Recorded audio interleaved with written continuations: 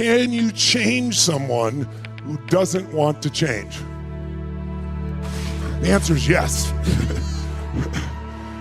However, to change someone who doesn't want to change, you must find something called what? Leverage. Leverage is what makes change go from a should to a must. See, write this down if you would. Change is never a matter of ability. It's always a matter of motivation. Or another word for that is drive or reasons. I'll say it again. Change is never a matter of ability. Anyone can change. It's always a matter of motivation or drive, or another word for it would be reasons. I remember I was doing work one time with a woman and she was very health oriented. She was a colon hydrotherapist, but she was very ill. And part of it is you can make yourself ill no matter what you eat, no matter what you do, if you do enough in your head that makes you feel sick. And she was a major worrier all the time. And I remember I was talking to her and I was trying to help her. We were doing an intervention and I was trying to help her find the way to get to make the changes that were necessary. And she knew what she needed to do. Have you ever felt this way? How many of you have an area where you know what you need to do, but you're not effing doing it? Who can relate here? Say, I. So the only reason you're not doing it is you don't have strong enough reasons. It's because whatever you're doing that's not good meets some of your needs for certainty or significance or variety or connection.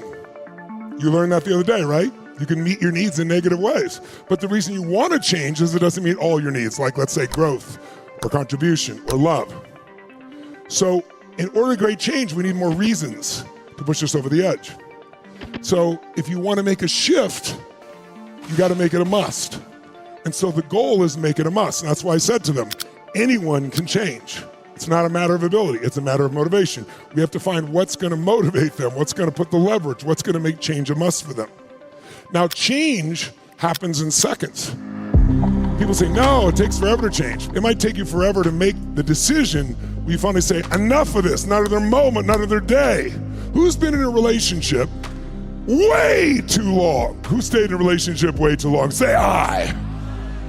You knew it was wrong. You knew it wasn't good for them. You knew it wasn't good for you. Why'd you stay? You stayed because it met some of your needs. Well, at least, even though it's not great, it's what you know. It's certainty. Certainty has a certain level of comfort to it, right? It might have been, you imagined it being better. There's so many ways that you can duck change. But it's not a matter of ability. If there's a strong enough reason, you will do it. So one of the ways people avoid change, listen to me now, is wherever they're experiencing pain that would give you leverage to change, they exit that time frame.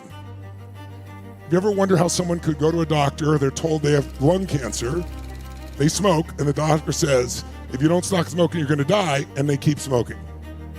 You would think that would be enough leverage for some people. It is. Some people, that still won't do it. Do you know why? Because their brain goes, well, George Burns smoked until he was 102 years old. And they say, because no one knows the future, so you can make it up. Or they escape the leverage by saying, well, I've smoked in the past and I was okay. We've all had moments of change. Who's had a relationship like that and you finally got to a point where you said, no more, not another moment, I'm out of here. It was painful in the past, it's painful in the present, it's painful in the future, it's over. Who's done this? Say, I. When you link pain to the past, present, and future, there's no escape. And so you change. How many got something that needs to change that has not? Then you don't have enough leverage. And you have to use pain judiciously, just a short burst to break the pattern. I'll give you an example.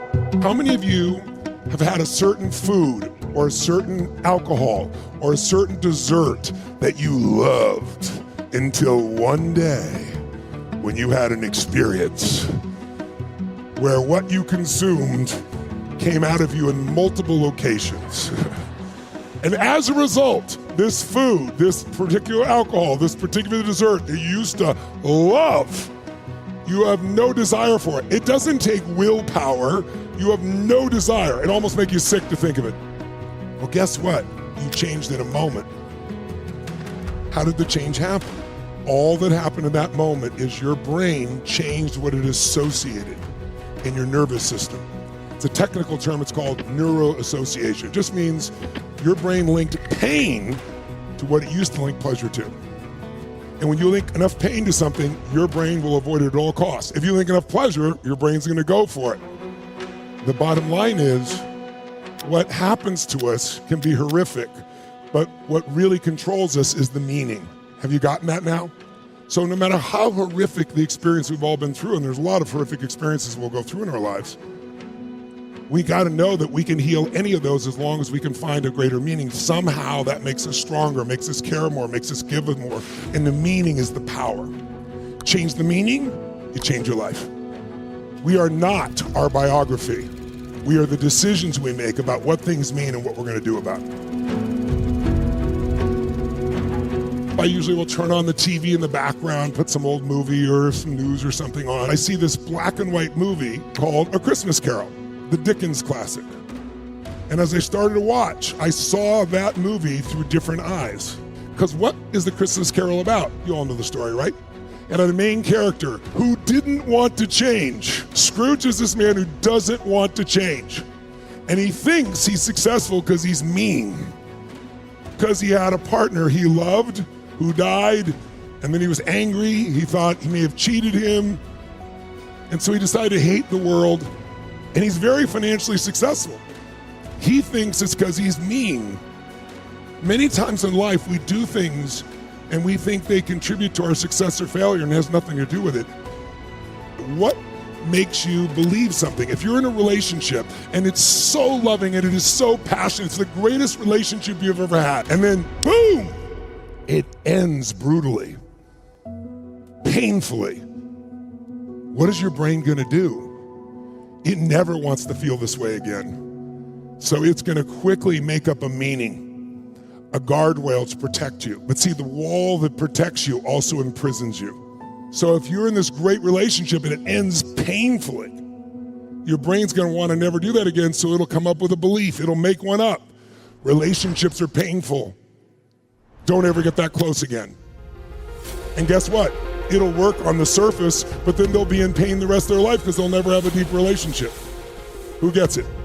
Or the belief could be, that's how men are, or that's how women are, or Germans are, or Americans are, or French are.